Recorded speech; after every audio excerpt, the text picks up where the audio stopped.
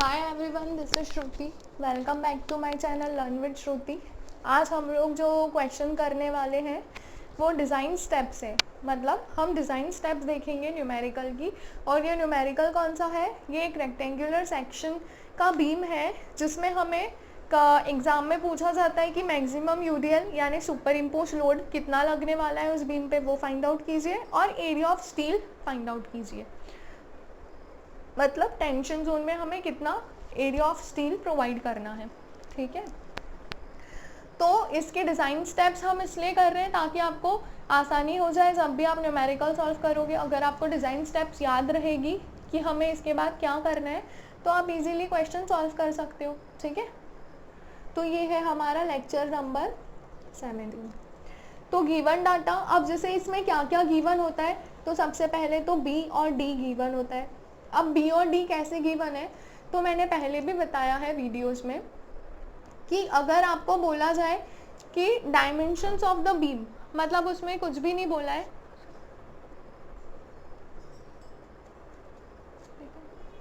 B और D दिया है, यानी कि बी और डी क्या है, कुछ बोला नहीं है, तो हम क्या लेंगे, कैपिटल डी लेंगे। अब ये स्मॉल बी तो क्या है, width of the beam, small B या कैपिटल बी, ये क्या है, विड्थ ऑफ बीम। ठीक है, और ये जो कैपिटल डी है ये क्या है, ओवरऑल डेप्थ ऑफ बीम। ठीक है, ओवरऑल डेप्थ ऑफ बीम, ये क्या है, कैपिटल डी। अब ये हम कब लेंगे, जब हमें कुछ भी नहीं बोला है, सिर्फ डायमेंशन दे दिया है कि 230 mm is the width and 400 mm और 500 mm इज द डेप्थ। लेकिन अगर हमें ऐसा बोला है कि इफेक्टिव डायमेंशंस यानी इफेक्टिव बी और डी, तो उस कंडीशन में हम कौन सा डी लेंगे, स्मॉल वाला। तो ये स्मॉल डी क्या कहलाता है, effective depth of beam, effective depth of beam. ठीक है, तो अब इन दोनों को जोड़कर एक कंडीशन होती है, overall D is equal to small D plus D dash. तो ये जो डी डैश है ये क्या है, कवर है, इफेक्टिव कवर, जो कि हम लेते हैं 40 और 50 mm। ठीक है, ये कवर हम कितना लेते हैं, 40 या फिर 50 mm का। समझ में आ रहा है? अब ये कवर कहाँ पे होता है, तो देखिए हमारा इस प्रकार का रेक्टेंगुलर सेक्शन होता है।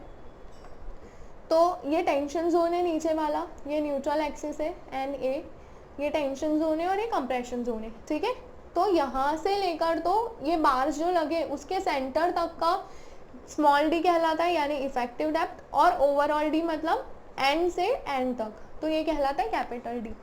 तो ये जो पोर्शन है इसे हम किससे डिनोट करते हैं, डी डैश से, यानी कि कवर। समझ में आ रहा है? तो ये इक्वेशन हमें पता होनी चाहिए। तो अगर हमारे पास कैपिटल डी है तो हम ये वाला डी फाइंड आउट कर लेंगे, और अगर हमें क्वेश्चन में ये डी दिया है तो हम कैपिटल डी की वैल्यू फाइंड आउट कर लेंगे। समझ में आया? फिर इसके बाद हमें एक और चीज़ इसमें दी रहेगी, स्पान। ठीक है, स्पान दिया रहेगा हमें मीटर में या फिर mm में। क्लियर? स्पान लेंथ दी रहेगी, यानी कि जो रेक्टेंगुलर सेक्शन है उसकी लेंथ। अब तीसरी चीज़ इसमें आती है, ये तो हो गई फर्स्ट, ठीक है, ये हो गई सेकंड। अब तीसरी चीज़ आती है इसमें, grade of steel and concrete, grade of steel and grade of concrete. तो ग्रेड ऑफ स्टील और ग्रेड ऑफ कंक्रीट आपको क्वेश्चन में दिए होते हैं। ठीक है, और अगर नहीं दिया है बाय चांस तो आपको क्या ग्रेड लेना है, स्टील के लिए Fe415 आपको अज्यूम कर लेना है, और इसके लिए लेना है आपको M20 और M25। समझ में आ रहा है? M20 और M25, तो ये दोनों ग्रेड्स आपको लेना है। तो इन ग्रेड से हमको क्या मिलेगा, तो ग्रेड ऑफ स्टील से हमें मिलेगा Fy is equals to 415 newton per mm square, और FCK से हमें मिलेगा 20 newton per mm square. Grade of concrete से हमें मिलेगा FCK। तो ये Fy और FCK क्या है, तो Fy है आपकी कैरेक्टरिस्टिक स्ट्रेंथ ऑफ स्टील, और FCK क्या है, compressive strength of concrete in 28 days. मतलब 28 डेज में उसने कितनी स्ट्रेंथ गेन करी, तो वो क्या है, FCK। क्लियर हुआ? अभी इसके बाद हमें क्या करना है, अब हमारे पास हमको क्या निकालना है, हमें निकालना है लोड, ठीक है, हमें क्वेश्चन में क्या निकालना है, लोड। तो अब लोड कैसे निकलेगा, लोड निकालने के दो तरीके हैं। लोड होता क्या है एक्चुअली, बेसिकली जो कितना फोर्स उस पर आ रहा है, उस बीम पर कितना फोर्स आ रहा है, ठीक है। तो अगर हमारे पास मोमेंट हो तो हम उससे लोड निकाल सकते हैं, है ना। मोमेंट क्या होता है, WL²/8, तो उससे हम मोमेंट निकाल सकते हैं। तो इसको निकालने का एक तरीका है। अब वो तरीका क्या है, तो देखिए स्टेप नंबर 2। स्टेप नंबर 2 में हमें क्या करना है, एक लाइन लिखनी है, assume this section is to B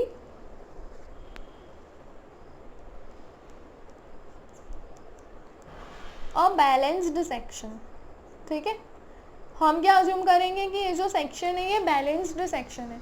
तो अगर हमने ये अज्यूम किया है कि ये बैलेंस्ड सेक्शन है, तो बैलेंस सेक्शन की कंडीशन क्या होती है, XU = XU मैक्स, यही कंडीशन होती है बैलेंस सेक्शन की, है ना। तो अगर ये कंडीशन होती है, मतलब इसके लिए फॉर्मूला क्या हो जाएगा, इसके लिए फॉर्मूला क्या हो जाएगा, XU = XU मैक्स = क्या फॉर्मूला हो जाएगा, 0.48D और 0.53D और इट में भी 0.46D, ठीक है। तो ये फॉर्मूले किसके लिए है, तो ये है Fe415 के लिए, ये वाला है Fe250 के लिए, और ये है Fe500 के लिए। समझ में आ रहा है। हम क्या निकाल लेंगे, पॉइंट, अगर हमें Fe415 दिया है तो हम 0.48 इंटू डी यानी इफेक्टिव डेप्थ करके हमें XU और XU मैक्स की वैल्यू मिल जाएगी, है ना। तो यहाँ से हमें XU मैक्स या फिर XU की वैल्यू mm में मिल गई, ठीक है, ये वैल्यू हमको मिल गई।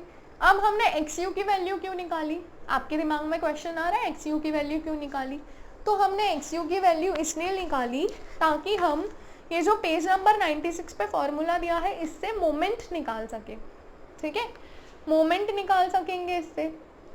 तो मोमेंट अगर हम निकाल लेते हैं तो मोमेंट निकालने का क्या फ़ायदा होगा, तो फ़ायदा ये होगा कि हम लोड फाइंड आउट कर सकते हैं।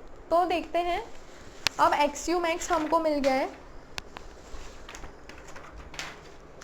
तो हमारी स्टेप नंबर 3 हो जाएगी कैलकुलेशन ऑफ मोमेंट, या फिर हम इसको लिख सकते हैं मोमेंट ऑफ रेजिस्टेंस, ठीक है, MU। तो अब MU कैसे निकालेंगे देखते हैं। तो अगर हमने बैलेंस सेक्शन अज्यूम करा है तो हमें पता है कहाँ से निकालना है मोमेंट, तो हमें मोमेंट निकालना है IS 456/2000 page number 96 point number C, है ना। ये वाला जो हमने XU की वैल्यूज़ निकाली, कहाँ गई वैल्यूज़ हमारी, ये रही, ये जो हमने XU की वैल्यूज़ निकाली तो ये कहाँ से निकाली, तो ये हमें दिया है पेज नंबर 70 पर IS कोड में, है ना। वहाँ से हमको पता है कि XU मैक्स ये होता है फॉर Fe415, 250 के लिए 0.53 होता है, 500 के लिए 0.46D होता है, ठीक है। तो पेज नंबर 70 पे, पेज नंबर अगर याद नहीं रहे तो आपको एग्जाम में बहुत दिक्कत होगी पेजेस ढूंढने में कि कौन से पेज पे कौन सा फॉर्मूला है, इसलिए प्लीज़ ऐसे लिखते जाइए ताकि आपको भी पेज नंबर याद हो जाए प्रैक्टिस करते करते, ठीक है। तो आप देखते हैं पेज नंबर 96 पे C वाला फॉर्मूला, देखिए ये फॉर्मूला लिखा है, इसको मैं यहाँ पर लिख देती हूँ, MU = MU लिमिटिंग। अब क्योंकि XU और XU मैक्स इक्वल है तो MU और MU लिमिटिंग भी इक्वल होगा, है ना। और फॉर्मूला क्या है हमारे पास, 0.36 XU मैक्स या फिर XU अपॉन D ब्रैकेट में 1 - 0.42 XU max upon D BD² FCK, ठीक है, ये हमारे पास फॉर्मूला है।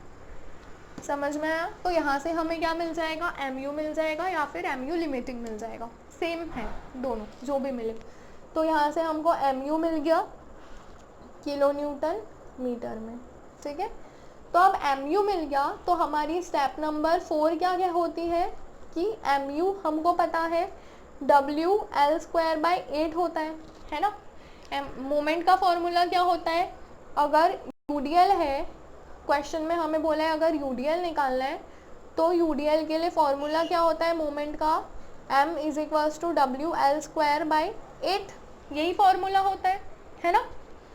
लेकिन अब क्योंकि ये mu है यानी अल्टीमेट मोमेंट है, तो ये जो लोड होगा ये भी अल्टीमेट होगा, लिमिटिंग होगा, है ना, लिमिटिंग होगा।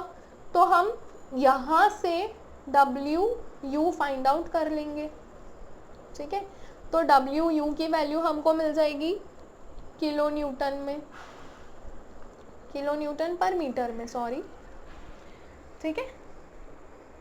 हमको WU मिल गई, लेकिन हमको चाहिए क्या, ये वाला W, ये जो ऊपर W है ये W हमको चाहिए। तो वो कैसे निकालेंगे हम, तो उसके लिए हम क्या करेंगे, हम एक्चुअल लोड निकालेंगे, एक्चुअल लोड। तो वो कैसे निकलेगा, तो WU को डिवाइड कर देंगे फैक्टर ऑफ सेफ्टी से, ठीक है। फैक्टर ऑफ सेफ्टी का क्लॉज आपको कहाँ दिया है, पेज नंबर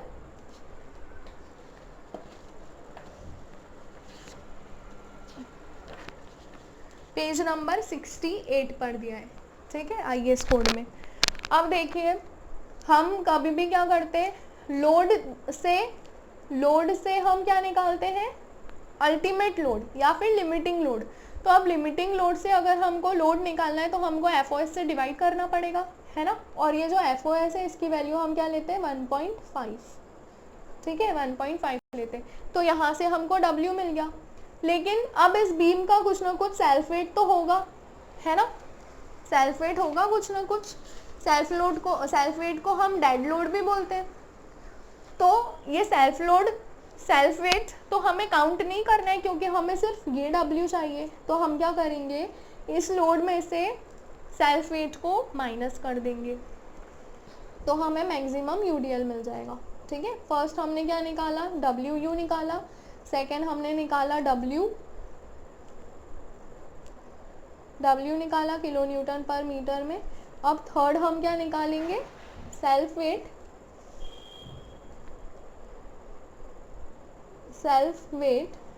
या फिर हम इसको बोलते हैं डेड लोड, ठीक है। तो डेड लोड की वैल्यू काय में आती है, इसका फॉर्मूला होता है B × D × L × गामा, ठीक है। तो जब भी हम सिंपली सपोर्टेड बीम के लिए या फिर रेक्टेंगुलर सेक्शन के लिए सॉल्व करते हैं तो ये जो L है इसको हम क्या कंसीडर करते हैं, एज अ 1 यूनिट, ठीक है। हम इसको क्या कंसीडर करते हैं, 1 यूनिट।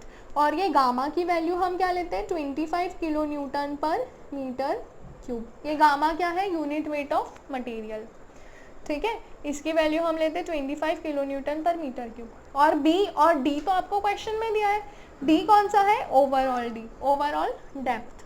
तो यहाँ से आपको मिल जाएगा डेड लोड किलो न्यूटन पर मीटर में। तो हम क्या करेंगे, इस लोड में से इसको माइनस कर देंगे तो हमें क्या मिल जाएगा, मैक्सिमम UDL, जो हमें क्वेश्चन में फाइंड आउट करना है। तो मैक्सिमम UDL हमें क्या मिल जाएगा, W माइनस डेड लोड, ठीक है। तो यहाँ पर हमें मैक्सिमम UDL मिल जाएगा किलो न्यूटन पर मीटर में, ठीक है। तो यहाँ पर हमारा एक पार्ट तो कंप्लीट हो गया, स्टेप नंबर 4 में हमारा एक पार्ट कंप्लीट हो गया। अब दूसरा पार्ट हमें क्या दिया है कि हमें AST फाइंड आउट करना है। तो ये भी बहुत इजी है, AST कैसे फाइंड आउट करनी है, तो हमारी स्टेप नंबर 5 हो जाएगी एरिया ऑफ स्टील, यानी AST, जो हमें क्वेश्चन में फाइंड आउट करने के लिए बोला है। तो AST हम कैसे फाइंड आउट कर लेंगे, तो हम देखेंगे IS 456 2000 में पेज नंबर 96 पर, ठीक है। चलो देखते हैं पेज नंबर 96 पर।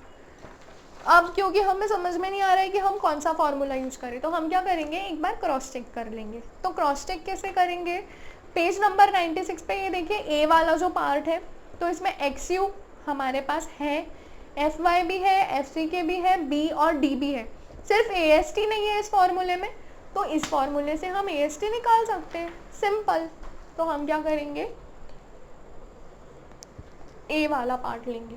तो मैं यहाँ पे फॉर्मूला लिख देती हूँ, XU/D is equal to 0.87 FY AST upon 0.36 FCK B into D. ठीक है, इस फॉर्मूले में देखिए सारी वैल्यूज हैं आपके पास, ये D से ये D कैंसिल हो जाएगा, तो AST क्या बचेगा, AST is equal to XU into 0.36 FCK into B whole upon में 0.87 FY। ठीक है, तो देखिए यहाँ से आपको AST मिल जाएगा mm² में। तो बस यही आपको क्वेश्चन में फाइंड आउट करना था। क्या दो चीज़ें फाइंड आउट करनी थी, मैक्सिमम यूडीएल और AST। समझ में आया हमने क्या करा, बहुत ही सिंपल, बहुत ही इजी स्टेप्स थी। सबसे पहले तो हमने सारा गिवन डाटा लिख लिया। ठीक है, गिवन डाटा लिखने के बाद हमने जो सेकेंड स्टेप थी, हमने अज्यूम कर लिया कि जो हमारा सेक्शन है वो बैलेंस्ड सेक्शन है। तो बैलेंस सेक्शन के लिए हमने XU equals to XU max रख दिया और उसकी वैल्यू फाइंड आउट कर ली। उसके बाद हमने मोमेंट फाइंड आउट कर लिया। तो मोमेंट हमने कैसे निकाला, बैलेंस सेक्शन के लिए जो मोमेंट का फॉर्मूला दिया है पेज नंबर 96 पे, उससे हमने मोमेंट निकाल लिया। फिर हमें निकालना था लोड। तो लोड हमने कैसे निकाला, लोड हमने देखा कि हमें मैक्सिमम यूडीएल निकालना है सिर्फ, और हमें तो मिल गया WU। तो हमने क्या करा, पहले उसको एक्चुअल लोड बनाया, फिर उसके बाद हमने सेल्फ वेट निकाला, और फिर एक्चुअल लोड में से सेल्फ वेट को या फिर डेड लोड को माइनस कर दिया, तो हमें मैक्सिमम यूडीएल मिल गया। उसके बाद हमें निकालना था AST। तो AST के लिए हमने क्या करा, पेज नंबर 96 पे जो फॉर्मूला दिया था हमें A वाला, XU का फॉर्मूला था वो, तो उसमें हमारे पास सारी वैल्यूज गिवन है, हमने फाइंड आउट की है कुछ और कुछ गिवन है, लेकिन बस AST नहीं है। तो इस फॉर्मूले से हमने AST निकाल लिया। ठीक है, तो ये आपकी डिज़ाइन स्टेप्स कंप्लीट होती है रेक्टेंगुलर बीम के लिए, जिसमें आपको मैक्सिमम यूडीएल और AST फाइंड आउट करना हो। ठीक है, अगर आपको मेरा वीडियो पसंद आया होगा तो प्लीज़ एक लाइक ज़रूर करें और शेयर करना ना भूलें। Thank you.